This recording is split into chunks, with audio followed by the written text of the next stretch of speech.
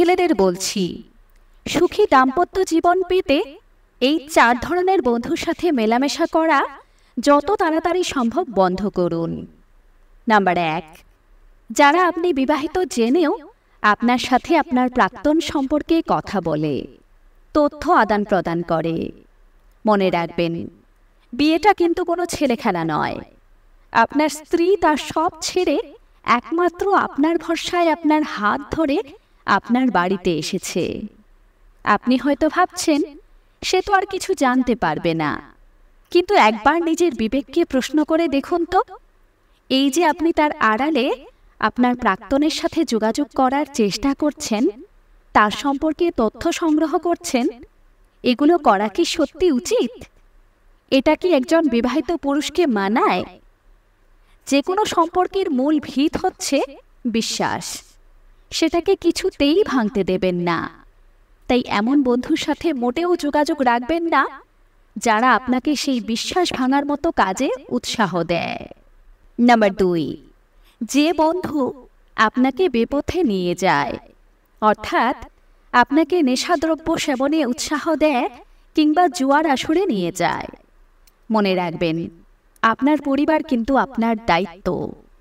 সুতরাং আপনি যদি বেপথে চলে গিয়ে নিজের সর্বস্ব ডুবিয়ে ফেলেন, তাহলে আপনার পরিবার কিন্তু ভেসে যাবে, আর তারা কখনো আপনার এমন আচরণকে ক্ষমা করতে পারবে না। নাম্বার 3, যে বন্ধু মেয়েদের সম্মান করতে জানে না, মেয়েদেরকে দাসীর নজরে দেখে, ক্রমাগত তাদের সংস্পর্শে থাকলে একটা সময়ের পর আপনার মানসিকতার মধ্যেও সেই ব্যাপারটি চলে আসতে পারে। আর মনে রাখবেন, সম্মান কিন্তু ভাইস ভার্সা হয়। অর্থাৎ আপনি যদি আপনার স্ত্রীকে তার প্রাপ্য সম্মান দেন, তাহলে সেও আপনাকে বিনিময়ে আপনার প্রাপ্য সম্মান এবং ভালোবাসা ফেরত দেবে।